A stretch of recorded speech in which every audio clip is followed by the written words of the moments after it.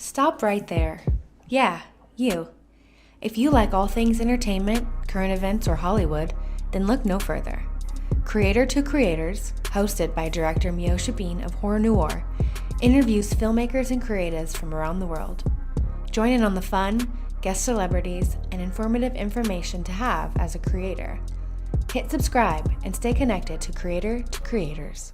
Hi, everybody. Welcome to another episode of Creators to Creators today. Today, we have a special guest. Graham and Victoria Ferreira. Hey. Welcome, welcome.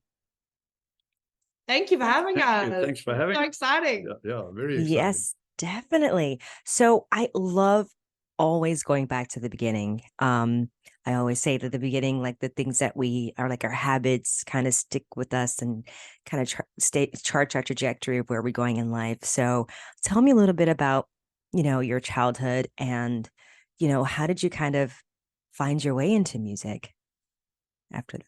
Not here. Start here. Very beginning. I'm the then part. So that's when it started. As I said, well, she's my daughter, so we father and daughter combination. I love that. So yeah, it started when I sprained my ankle very badly when I was 5 years old, and the doctor told me I had to go and do ballet. And all I wanted to do was play football. However, I ended up doing ballet and then ended up doing tap and then ended up doing musical comedy. And by the time I was 6, I was in our Stedfords and all over the show.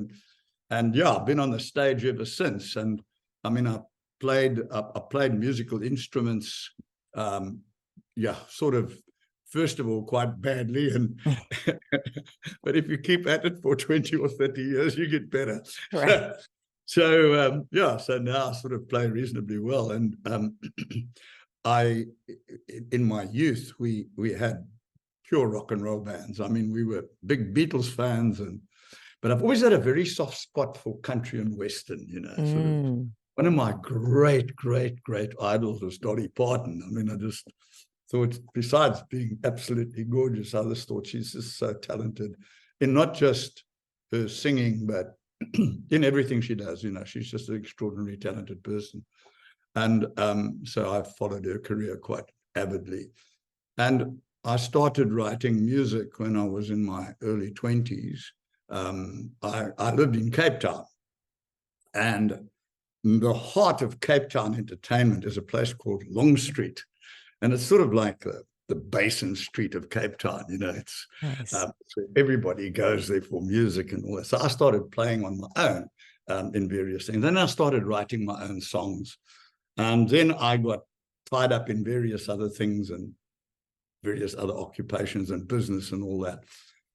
When Tori was born, I gave her a guitar when she was about 3 years old. I mean, so the guitar was bigger than she was. I used to have to persuade her not to use it as a rocking horse, you see. But anyway, so then she started playing, and she grew up with music. So as she got older, she started playing in her own groups, and her music went a very different way to mine. I started telling stories. So I was always sort of very sort of leaning towards sort of folk and R&B. And country and Western, that type of thing. And Tori was sort of going the other end of the spectrum with Rock, punk, yeah. kind of direction. I love that. And so it went. And I mean, we all played in various bands and had various projects, which some have been more successful than others. That's the way it goes. But about 4 years ago, we decided that it's about time we actually put our talents together. Yeah. Because, and I've always wanted to write for Tori's voice, because she's got a really, really nice voice, I believe. And I think you'll agree with me when you listen to some of the stuff she does. And so I wanted to really write stuff for her, and that's when we started. And so we got together, and the name Then and Now just sort of came about because, it always, we originally, we used to play together, like at birthday parties and occasions. And so we thought that we would call our band Now and Then. Love that. But then we started playing more regularly. So we can't call it Now and Then. So we decided we called it Then and Now, obviously because of the age difference that we have. And then we brought in our third and very, very important member of the band. And our core band is the three of us, plus our drummer. And of course, we've got an amazing bass guitarist and a really, really nice bass guitarist. I mean, he's sort of Chili Peppers boy. And then we've also got a classical flautist who played in symphony orchestras and all that sort of thing. Nice. So we slowly, I've always wanted to have a sound so that when people put the radio on and they hear literally 15 seconds of us, they say, that's Then and Now. Yeah. So I want to, so I was looking for that very different sound. Yeah. And that's why we put all the different instruments together. And look, I think we have produced some really different sounds. And we've just started. It's just the beginning of our journey. I mean, we've done 2 albums. This is our second album. Our first album was very country and western. I think now we've quite successfully fused together our roots in music as well. Yes. Mm-hmm. So more of that from my side, that rock, metal, edge to it. Yeah. Exactly. Classic country. Now we've really have found a middle ground. Yeah. We weren't I going to love be that. in the singing cowboys. We obviously have moved, but I've got such a sort of a strong leaning towards old traditional country and western that Yeah. if you look at my writing, it tells stories all the time. I'm Mm-hmm. telling stories. I'm just not throwing out words. That each line has got a story to tell. Right. And that's really where we're at the moment. Yeah, no, I love that. That's beautiful.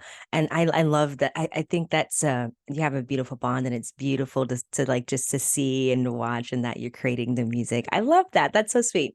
So for me, like I listened to the song and I loved it. But I'm just so curious about like that process of making, the song and like what was like, okay, yes, let's make this. This is going to be the single. I really loved it. It was different, and the message in it was very different too. I think I was just shocked. I was like, huh, this is different. Yeah. Look, our album, it was incredibly difficult for us to choose a song. Yeah. It wasn't like we wrote one song and then said, let's build This an is our album single. around that. Ah, yeah. We really battled to choose, and I think we've got about at least 4 of our tracks are at least as good as that. But people argue some of them are even better, So, but that particular track was quite interesting. We've done all sorts of things. We've done Tex-Mex in this album, Nice. and we've done some really hot rhythm and blues. We've done some straight rock and roll with sort of, with Chuck Berry and that sort of Wow. stuff. And so it's an eclectic mix of styles. Mm-hmm. And I was sitting with our lead guitarist, and he was messing around, and he said, and he was playing he was playing a reggae riff, and I said, wow, that's the one thing we haven't got reggae. Let's put out reggae. So listen to that riff. It's very reggae. So it's got a really sort of you won't say that's straight reggae, not, but it's definitely got little reggae content. Yeah. So that, and then the words as well. I mean, the story really is that, I mean, I've known several women who are exactly like this. You can't make up your mind whether they're angels or devils. I'm quite sure it's the same about me, but or maybe there's no other devil. But the thing is that that one minute they are really sweet, and the next they're bloody horrible. It's like a little girl who had a curl in the middle of her forehead. When she was good, she was very, very good. And when she was bad, she was horrid, you know. Right. So it's and then but at the end, right at the end, the last, although she's done these terrible things to me, I say that the lines go that she's my angel down from heaven, and she knows she's understood, and she's about the angels. They ain't always sweet and good. So that's how it ties back up. So everybody's got this side and that side, you know. It's absolutely like that's so true. In every relationship you get into, it's like, you know, it's not always, no one's always just internally good. Everyone has that like ups and downs. So, and that's real. I think that's super relatable. Absolutely. Yeah. I think that's probably why we decided to go with that as a single, because from my side, it was probably the most catchy hook of our album. I love the chorus. It just rips into your head, and so does that flute, that little like ditty in between. Oh yeah, yes. It does. It always gets in my head. So I thought, okay, that's for me as the single, because it's the catchiest, you know. It's quite interesting if you sort of break that song down, because it's got, as I said, it's got definitely it starts off with a clear riff. It's reggae, and you'd expect Bob Marley to start singing, you know. And then all of a sudden it goes with the flute. And that flute is actually taken, the inspiration of that flute is a classical piece that has flute in, and it's got not the same riff, but it gave us an idea, and that's because she's the lady that plays the flute is classically trained. And I mean, she played in philharmonic orchestras and so on. So immediately she said, "Whoa, put something with that." So that's I think. And then we go to Mark's lead guitar solo, and it's almost a little bit of sort of bluesy, sort of, you know, sort of almost pop rock blues. And then it goes and playful. Yeah, it is. Yeah, it is. Yeah. And then it goes back to, but when she comes to me at midnight, I don't care what they say, angel or a devil, I love her anyway. You know, so that's I think that song specifically is a good sort of what's the word, dipstick for our entire offering, in a sense. It's got a little bit of everything. It's, you know, while it's a reggae based kind of song, it's still very fusion. It's still incredibly fusion. It's still so country. It's still so rock blues. It's got a bit of everything in it. So while we've got other, like our other song on our album, Lady Luck, is probably my favorite song on the album, because it's just such a jam. It's just it's so awesome, but it's so Tex-Mex and so hot Tex-Mex that we were thinking, okay, like if we put that out, people are going to come running to us thinking that's what we play. And it's like, no, that was just the one song. Right. I mean, when we went into the studio, we sort of didn't have this idea, and in the studio we were using a keyboard behind, and in the studio we got a very good producer, and he said to us, no. So you've got to have a trumpet in this. We got to have Tijuana brass here, you know. Wow, that's amazing. So, and we put a trumpet in it, and it's really amazing. So, and then we thought, well, I'm not going to pay the guy to go to the studio for one number, so he's got to do another one. And one of the songs that we do, it's our only cover that we've ever recorded. It's the only cover we record. And it's that Bobby Bear song, Tequila Sheila, Pour Me Another Tequila Sheila. and that's Tex-Mex, because as I crossed the border and I beat the dealer for all the damn gold in Juarez, you know. So we thought, well, okay, while you're here, just put a trumpet on that, and that takes it to a different level completely, you know. Absolutely. I think that's so fun. So you feel like you're having you're having fun with this album, like the sound and everything. So much fun with this album. I'm such a huge fan of the album, because there's just such good work in it from our bandmates. The bass work, the drum work, the flute work, the guitar work. It's just all so good. It's really from up. We're so incredibly lucky and blessed to be backed by such talent. It's incredible. So yeah, I mean, it was incredibly fun working with such competent, amazing musicians to put together something that we can be really proud of, you know. Look, I mean, definitely. in all due respect, I mean, since from the time we started to the band till where we finally got to what we really wanted to sound like. I mean, we had a few sort of failed experiments, make no mistake. Yeah. Sure. And some people would come and play with us for a while and say, Not really this is our thing." not really our thing. one guy was really good, but it worked out so well because he was a good bassist. But we ended up with the bassist we have now. And if you listen to the bass lines in that song that you listened to, they're really amazing. Oh, yeah, it's great. The bassist before him said, no, he wanted to work in a slightly more organized band. Just not something we are. we are totally disorganized. I love it. I love Sort it. of a day before we go to the studio, we're still arguing about this and then, Which song we're gonna do. and then we get to the studio and it sort of all falls together, you know. I love that. I love it. I think that's great.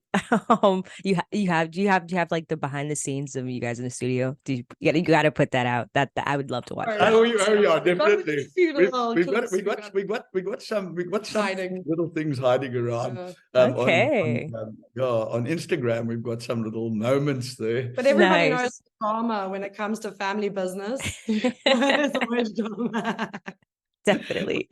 Whenever if Tori and I ever do get into arguments, which you do on occasion, our next guy calls, time out, take 5. You know, that's it. Everybody leave them alone. Give them a pair of boxing gloves and I love that. I have a really fun question.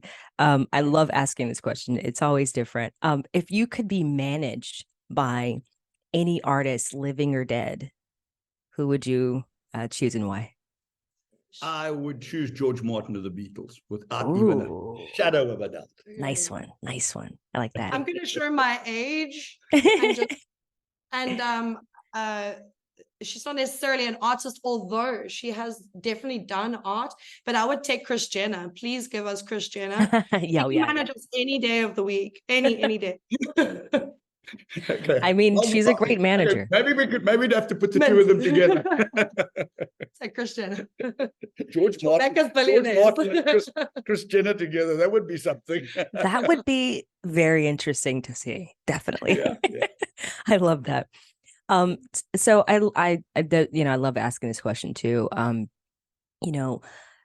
Loyalty. Would you choose, if you could choose only one of these? You only could choose one: loyalty or respect, and why? Oh, I think from my side, respect is a lot more important. I think loyalty comes as a result of respect. If that makes any sense. Okay. I won't be loyal to someone who disrespects me. You know what I mean? Yeah. No. I hear what you're saying, but I must be honest. I prize loyalty very high. Yeah. I suppose it's because I grew up in a different era. I mean, I grew up when, you had the same barber from when I was 12 until I was nearly 50. Wow. And so. And you use the same. You are painfully loyal. That is true. Yeah. Well, I mean, I'll tell you something. Without my generation, I swear there wouldn't be such a thing as brand loyalty. Right. You're a man of habits. Yeah. Right. It's not so much habit. It's a case of that. I think you get emotionally involved with people. Mm-hmm. When you work with them all the time and you trust them. And I think that's the point. I think that respect for me, if somebody has respect for me, I'm not 100% sure that I automatically can trust them. Right. Whereas I think from a loyalty point of view, if they're loyal to me, then I know I can trust them. Interesting. And I mean, if you're going to go to war with someone, who do you want? Someone who respects you or someone who trusts you? So I want someone who will dive and take a bullet for me. Right. That's the point. So loyalty, I think, is But it's an interesting question. Yeah, very I nice love question. that. What do most people say as a matter of interest? Yeah. A lot of people say loyalty for sure. Like, you know, and I get the respect. I personally think, you know, there's no wrong answer. I think it's an No. Of individual course there thing. is. You know what I Yeah. mean? I feel like it's Yeah, whatever. yeah. Yeah. And I love both. I like how you guys both perspectives. Yeah, I love that. I love that. What Actually, keep say not a lot. Yeah. I love it. What Respect me. Now, be loyal to me first. right? What keeps you guys motivated? Because you know, we're in a time where like music is so saturated. I mean, I'm sure music, how it was, you know, in your time versus now, it's completely different. I mean, there's new music and new artists coming out every day. It is. So what keeps you guys motivated? I think You answer. You motivate us most of the time. okay, Motivation comes from here. I'll tell you what motivates me. I'm motivated to be different all the time. Yeah. The point of the matter is the one thing I know, and this is where I think we are quite strong, okay? I have tried before to do the same thing over and over, and it gets you so far, and then interest starts to fall off. I think you have to reinvent yourself. And again, I know that I'm banging on about this, but if you listen to She Loves You, yeah, or listen to Revolver, and then listen to the White Album of the Beatles, I mean, it is just so different. And that to me is the key. The key is to be reinventing yourself, to make people say, wow, listen to what he's done now, you know? Right. That doesn't stop what he did yesterday. And the other thing that I also want to be different. And again, there's no right or wrong here. I mean, I'm not saying we're better, but I want to be different to other artists. I want to, if somebody switches on the radio and just hears 5 seconds, I want them to be able to say, that's then and now. Not, oh, what is that? Oh, yeah, you see what I'm saying? Yeah. And it's the challenge and the motivation is to really just keep on coming up with songs that are so different. I think what about 20 new songs we're working on? And wow. Look, we've probably got 60, 70 songs that we've got in the bag, you know, that we could go to the recording studio with tomorrow. And I do believe one thing is really, really true. If you ever make it big, you better have a lot of material, because otherwise you become a one-hit wonder very, very quickly. I see. What is making it big to you? That's a good. I'm just curious. I think recognition. You know, that's where recognition would come in, is recognition of our work. Yeah. And if people say, "Wow, that's a really cool band," you know, that's a very good band. And obviously, the more people who are in the industry who say that and who have knowledge about it, because I mean, all our friends think we're really cool, you know. And our parents think, well, my parents don't, but anyway, our sort of close friends and relatives think we're really, you know what I mean? But right. But really, to get the respect of knowledgeable people is really also what motivates me. So that's what I think that I would say I've made it. And also I've got another, there's another sort of yardstick, okay? Yeah. I want to play at Carnegie Hall. Ah. I also want to play at Royal Albert. I worked out at one stage, but unfortunately the rand went for a ball, so I couldn't do it. But I was planning to hire the Royal Albert on my own, and just use everything I've got to just do a concert there. Now, first place, because I've been in journalism for years and years, so I know one thing: the fact that there's some crazy man that's hired the Albert on his own is going to be a great story. So that's going to generate an awful lot of publicity, right? Definitely. And secondly, I think this is sort of the shame we got to go and support him factor. So, and at the end of the day, if I've got 100 people there, I can still put on my CV. I played at the Royal Albert. Yeah, I mean, yeah, definitely, I mean, definitely.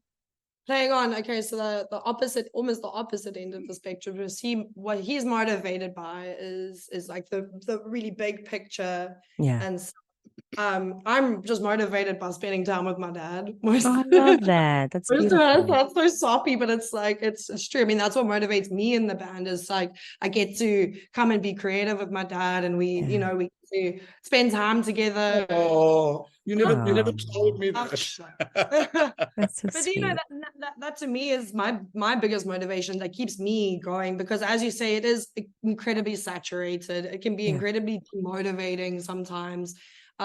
Country isn't for everyone, even though our friends and family love us. Well, that's why we moved a bit away from pure country. Yeah. Audience a little bit. It's just like, you know, so for me, the creation process is much more important to me than the recognition process. Graham is very motivated on the recognition process, and that's great because we need that. Yeah. We need drive to like get us out of our band room and actually to do something with it. Yeah. From my side, I just really enjoy making music with my dad. You know, I love singing with him. I love performing with him, you know. So that's we have fun when we perform. We have so much fun when we perform. So for me, that's my motivation, you know, and it doesn't really matter, you know, anything else or how far we go or how successful we are, how big we make it or anything like that. To me, I've already made it big because I've got 2 recorded albums with my dad, you know. Absolutely. That's so cool, you know. Look, I think that's cool as well. I really do. But as far as the saturation and the difficulty is concerned, I have a saying which and as Tori will tell you, I'll say this over and over, guys. If it was easy, everybody would do it. True story. Very true. It takes a lot of perseverance and guts and gall and audacity. There's nothing easy. There's nothing easy about it. No. You don't wake up one morning and suddenly you've got a hit. It doesn't work like that, you know, any more than you would know. You wake up one morning and suddenly you're an A-listed film star. You've got to work your way through it, you know. Oh yeah. It's true. And look, there is a lot of luck involved, okay, and there's a lot of knowing the right people, no question about that. There's a lot of being in the right place at the right time, luck, okay. Yeah. But at the end, it doesn't matter how lucky you are. You have to have two things. You have to have talent and you have to have perseverance. Yes. Perseverance also demands a certain degree of discipline, you know. Yes. You can't just live a life of luxury and ease and, you know, whatever, and expect things to happen. You've got to work at what you do. I mean, I work at our songs all the time. I'm never stop working at them from the time I wake up. I wake up in the middle of the night and I've got new lines going through my head. I love that. Yeah. Wow. So and early in the morning, and then you I'm very I write best early in the morning. Very That's early. Amazing. That's amazing. I totally can resonate, and I feel that because you're right. It is perseverance. It's like watering a seed. You know, eventually it's going to grow if you continue to water that. You know, I think now the generation that we live in, it's like everyone wants this microwave success of like, oh, I just want to just like, ta-da, you know. It is so true. You know, I've been big into photography a lot of my life, and I mean, when I started with photography, you had to go and buy a film, you know, put the film in the camera, take the film, then develop the film, then print the picture, you know. If you get all that process, you found it was out of focus. So you start all over again. Now you pick up the camera, you go bang, and it's not nice. Let's do it again. You know? Right. I love that.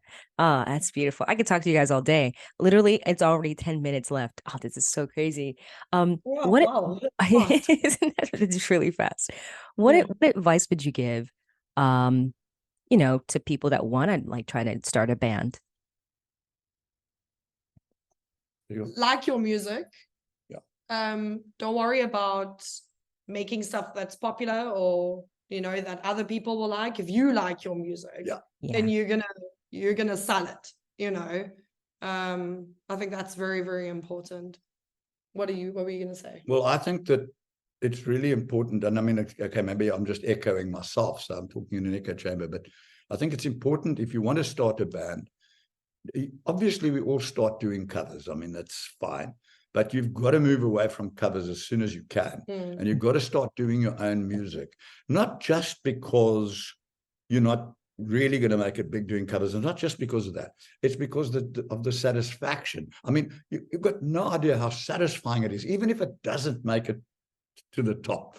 That record, that track that you heard, I mean, it went from the conception, the writing of the words, the putting it together, the arguing, that I want to do this. No, you can't do that. Yes, I can do that because I say I can. And we're a very democratic band, I must be honest, although I might sound like a bit overpowering. I suppose I am sometimes, but most of the time we're very democratic, simply because I don't play nearly as well as these other guys can, so I can't tell them what to do. Yeah, that's the advice that I would give some young people: is try and create, rather than copy. It's good.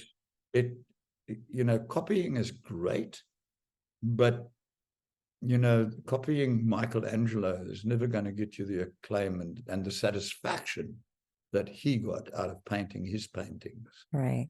Satisfaction you can get is going to be when you take your embryo and see it grow and put clothes on it and feed it and then see it become a great person. I've done that already. I love it. That's great. That's great advice. It's great advice. I love that. Where can people find you guys on social media to follow all of your things that you guys got coming up? Oh, our Instagram handle is at then n now, so it's like 3 N's in a row. THEN now. Yeah. Nice. THENNOW. Yeah. And our TikTok handle. And then we also Band SA. Like it's then in our Band SA. Then in our Band SA, yes. And we're also on YouTube. You can just Google, if you want to see a lot of our stuff, you can go onto YouTube and Google Then and Now and Aces, Angels and Devils, which is the name of our album. Nice. And then you'll get our whole information tree, and you'll get all our funny little movies and our jokes and our laughters and all that, all on that. Yeah. So YouTube's quite a good place to go if you want to watch. Definitely. Thank you so much. Then our Angels, Aces and Devils. Aces, Angels, and Devils. Aces, Angels and Devils. Yeah. Love that. I love that. Are you guys have anything coming up that you want to announce? Are you working Well, look, we've got stuff in South Africa coming up. Nice. We're going to be playing at a couple of gigs quite shortly. But I think the best is, as I say, just if you want to follow us on YouTube. That's the easiest. And also we have a Facebook page. Instagram, everything. Instagram, it's all. If you Google Then and Now and and Aces, Angels and Devils, you'll get there. Yes, but nothing. We have no shows locked in this year as of yet. We are currently working on locking in some nice big shows in South Africa towards big sort of the beginning of next year. Really big concerts and that sort of thing. Right. But now we've been really focused on just getting this album out. And also a lot of the time a lot of our focus is on the next album, which is going to be called Cowgirls Also Get the Blues. Yeah, we're very so once we've sort of done with something, we're like, oh, what's next? We're on to the next album already. So Cowgirls Also Get the Blues is going to be amazing. She sings the blues like you can't believe, and it's a very bluesy type of album, and like one of the songs that we're going to put on it. All right. It starts with the line goes, "What makes you think I'm going to cry about you? Don't stop when you get to the door." I like that. Well, that's awesome. Congratulations. Really quick, we have a couple minutes left. Something, a saying or a quote that gets you through rough times to leave the people. Anything? I would. Good question. Yeah, that's a good question. Look, I do keep on harping on this thing that if it's not difficult, it probably, I wouldn't say it isn't worth doing, but it's going to be very crowded where you go. Yeah. So I like that. so embrace difficulty. But say it properly. Say you're saying, because if it was easy, everybody would do it. Yeah, that's and that I think is the great, and that's whenever we get stuck and we say, oh, it's not working, and we're not getting anywhere, and that's my thing. Yeah. And just keep going. Just keep going. There's a little song on our album that's called One Step at a Time. Mm-hmm. And I wrote that for Tori as well, because I said, you can't jump to the mountain. Step by step is how you climb. Oh, yes. I like that. One step at a time. That's how you get to the top. One step at a time. The secret is just don't stop. Mm-hmm. I love it. That's beautiful. Love it. Thank you so much. You guys are so beautiful. And congratulations. Thank you very It's much. a lot to talk to. Thanks a lot. Thank you. See you Thank soon. you so much for listening, everyone. And always remember to live, love, laugh. We'll see you guys next time.